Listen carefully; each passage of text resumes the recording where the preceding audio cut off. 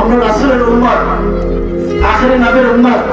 আখিরে নবী আমাদেরকে যে উপদেশ দিয়ে গেছে, শেষ রাসূল কারীম সাল্লাল্লাহু আলাইহি ওয়াসাল্লামের ওফাতের সময় আল্লাহ রাসূল মুখ দিয়ে যে জবানটা, যে কালিমাটা উচ্চারণ করেছিলেন, আসসালাত আসসালাত ওয়া মা মালাকাত আইমানুকুম, হে আমার উম্মত, আমি দুনিয়া থেকে দুনিয়ার মায়া ত্যাগ করে আমি দুনিয়া থেকে বিদায় হয়ে চলে যাচ্ছি, কিন্তু আসসালাত আসসালাত ওয়া মা মালাকাত আইমানুকুম, তোমরা আমার উম্মতেরা তোমরা নামাজের গুরুত্ব দাও, ওয়া মা মালাকাত আইমানুকুম, এবং তোমাদের অধীনস্থদের মধ্যে যারা তোমাদের কর্মকর্তা রয়েছে তাদের প্রতি তোমরা সদয় আচরণ করো।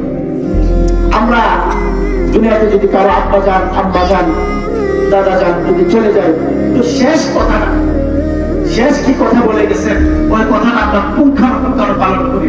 যদি মৃত্যুর 10 দিন আগে আপনার আমার দাদা, আপনার আমার আব্বা যান যদি বলে যে ওই 10 টাকা মসজিদে তুমি দান করে দিও, আমার জন্য তোমরা মানুষকে খাওয়াও, আমরা এটা অবশ্যই অবশ্যই পালন করি। আমরা যে কোনো ভাবে এটা পালন করতে চাই, কারণ আমার আব্বা যান, আমার দাদা যান এই ওসিয়তটা করে গেছে মৃত্যুর আগে। কিন্তু আমার আপনার প্যারা হাবিব জনাবে মুহাম্মদ সাল্লাল্লাহু আলাইহি ওয়াসাল্লাম যে ওফাতের সময়, মৃত্যুর সময় যে একটা নসিহত, যে একটা মূল্যবান ওসিয়ত করে গেছেন, আসসালাত আসসালাত ওয়া মা মালাকাত আইমানুকুম, নামাজ পড়ো নামাজ পড়ো, নামাজের ইহতিমাম করো। ওই নামাজের গুরুত্ব আপনি আর কেন আনে না? আল্লাহ রাসূল তো ওফাতের সময় এই ওসিয়তটা কেন করেছেন? এই ওসিয়তের মূল্যবান, এই ওসিয়তের মূল্য রয়েছে, এই ওসিয়তের দাম ওসিয়ত। এজন্য আল্লাহ রাসূল সাল্লাল্লাহু আলাইহি ওয়াসাল্লাম আসসালাত আসসালাত ওয়া মা মালাকাত আইমানুকুম রাসূলের ওফাতের সময় ওসিয়ত। মোহতারাম হাজিরিন, হুজুর উপস্থিত হয়ে গেছেন। আমার আলোচনা 2 মিনিটের মধ্যে আমি শেষ করব। মোহতারাম হাজিরিন, আমার আলোচনা ছিল মৃত্যু নিয়ে। কুল্লু মান আলাইহা ফান, এই দুনিয়াতে যা কিছু আছে এবং ভবিষ্যতে থাকবে সব কিছু একদিন ধ্বংস হয়ে যাবে। আল্লাহ পাক রব্বুল আলামিন অপর এক আয়াতে ইরশাদ করেন, কুল্লু নাফসিন যায়িকাতুল মাউত সুম্মা ইলাইনা তুরজাউন। আল্লাহ পাক রব্বুল আলামিন ডাক দিয়ে বলেন, কুল্লু নাফসিন যায়িকাতুল মাউত, দুনিয়াতে যা কিছু আছে সব কিছু মৃত্যুর স্বাদ গ্রহণ করতে হবে। দুনিয়াতে যত হাইওয়ানাত, যত প্রাণী রয়েছে সব কিছু মারা যাবে, সব কিছু মৃত্যুর স্বাদ গ্রহণ করতে হবে। মৃত্যুর এমন একটা পেয়ালা, মৃত্যুর পেয়ালাটা এমন একটা পেয়ালা, যে পেয়ালা যে পেয়ালা থেকে কেউ মুখ সরাইতে পারে নাই, যে পেয়ালা সবাইকে আকাশ করেছে, সবাইকে ধরেছে। আল্লাহ পাক রব্বুল আলামিন অপর এক আয়াতে ইরশাদ করেন, আইনামা তাকুনু ইদরিকুমুল মাউত ওয়ালাউ কুনতুম ফি বুরুজিন মুশাইয়াদা, তোমরা যেখানে থাকো না কেন মৃত্যু তোমাদেরকে আগ্রাস করবে, মৃত্যু তোমাদেরকে পাকড়াও করবে।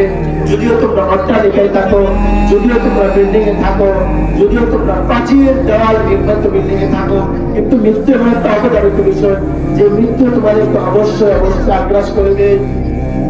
আল্লাহ পাক রব্বুল আলামিন উপরে আয়াতে ইরশাদ করেন, বল ইন্নাল মাউতাল্লাযী তাফিরুনা মিনহু ফাইন্নাহু মুলাকীকুম।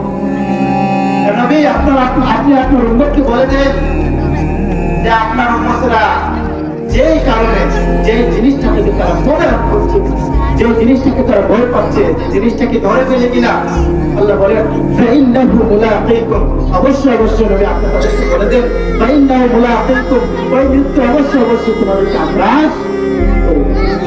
মোহতারাম হাজিরিন, এজন্য দুনিয়া থেকে আমরা কিভাবে বিদায় হব, দুনিয়া বিদায় যে হব আমরা পরকালে কি নিয়ে বিদায় হব? রাসূল কারীম সাল্লাল্লাহু আলাইহি ওয়াসাল্লাম একটা হাদিস, তিরমিজির বর্ণিত হাদিস, যে মানুষ যখন মারা যায় তাকে যখন খাটিয়ে রাখা হয়, তো যখন তাকে জানা যায়, তাকে দাফন করার জন্য যখন কবরস্থ করার জন্য নেওয়া হয়, ওই সময় তার সাথে 3টা জিনিস যায়। 1 নম্বর যায় কি, তার সাথে তার আমল যায়। 2 নম্বর যায় তার সাথে তার পরিবার। 3 নম্বর যায় তার সাথে তার মা। যখন মানুষকে দাফন করা হয়, কবরে শুয়ে দেওয়া হয়, তখন তার আপনার সাথে দুইটা জিনিস ফেরত আসে আর একটা জিনিস বাকি থাকে, আল্লাহ রাসূল সাল্লাল্লাহু আলাইহি ওয়াসাল্লাম বলেন ওয়া ইয়াবকা আমালুহু আর ওয়া ইয়ারজিউ ইসলাম। দুইটা জিনিস ফিরে আসে, একটা জিনিস বাকি থাকে, যে জিনিসটা বাকি থাকে ওই জিনিসটার নাম হলো আমল। আর যে দুইটা জিনিস ফেরত আসে ওই দুইটা জিনিস হলো আপনার সম্পদ, আপনার পরিবার, আপনার সম্পদ। আমি যদি আপনাকে মৃত্যুর পরে যদি কোনো সম্পদ দেওয়া হয়, আপনাকে যদি টাকাও দেওয়া হয়, ওই টাকা আপনার সাথে যাবে না, আপনার পরিবার আপনার সাথে যাবে না, আপনার পরিবার আপনার সম্পদ ফেরত আসবে, কিন্তু বাকি থাকবে কি? আমল। আমল কি বাকি থাকবে? আমল বাকি থাকবে। এজন্য আপনার আমার পূজা করা আমার আমল দেয়া, আপনার আমার পূজা করা টাকা দেওয়া হবে না, আপনার আমার পূজা করা দুনিয়া দেওয়া হবে না, আপনার আমার পূজা করা ক্ষমতা দেওয়া হবে না, আপনার আমার পূজা করা দুনিয়াতে আপনার কতটুকু বাহাদুর ছিল, দুনিয়াতে আপনার কতটুকু ক্ষমতা ছিল, দুনিয়াতে আপনার আমার কতটুকু সম্পদ ছিল, ওই সম্পদ দিয়ে আপনার আমার হিসাব করা হবে না, ওই সম্পদ দিয়ে আপনার আমার পরকালের হিসাব করা হবে না, আপনার আমার পরকালের হিসাব হবে আমল দিয়া, আপনার আমার পরকালের হিসাব হবে ঈমান দিয়া, আপনার এবার ঈমান কতটুকু খাটে, আপনার আমার আমল কতটুকু করেছেন, ওই আমল দিয়ে আপনার আমার হিসাব করা। এজন্য আমল তৈরি করি, আখিরাতের সামান তৈরি করি, আমল তৈরি করি। আল্লাহ রাসূল সাল্লাল্লাহু আলাইহি ওয়াসাল্লাম হাদিসে কথা বলেন না যে তার সম্পদ তার সাথে যাবে, তার পরিবার তার সাথে যাবে।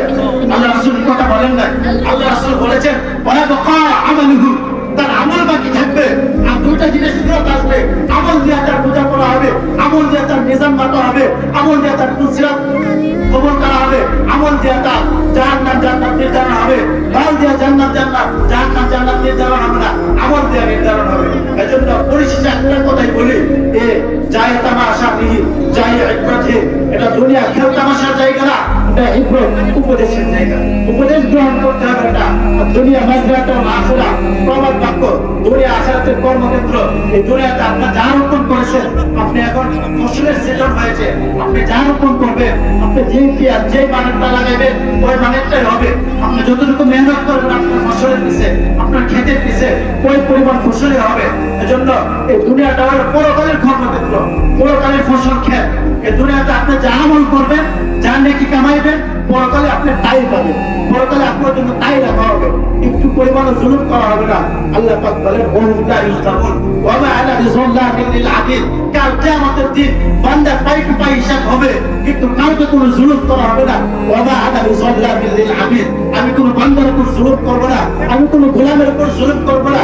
যে গোলাম একটা যারা নেকি করবে তার সওয়াব দেওয়া হবে, যে গোলাম একটা যারা বদ আমল করবে তার বদ আমলের শাস্তি দেওয়া হবে। কাল কিয়ামতের দিন আল্লাহ পাক রব্বুল আলামিন আপনার আমার প্রতি বিন্দু পরিমাণ জুলুম করবে না।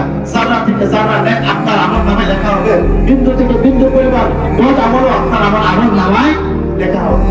সুতরাং আজকে আমি যে আলোচনা করেছি, আল্লাহ পাক রব্বুল আলামিন সর্বপ্রথম আমাকে আলোচনার উপর আমল করার তৌফিক দান করেন এবং সকলকে আমল করার তৌফিক দান করেন।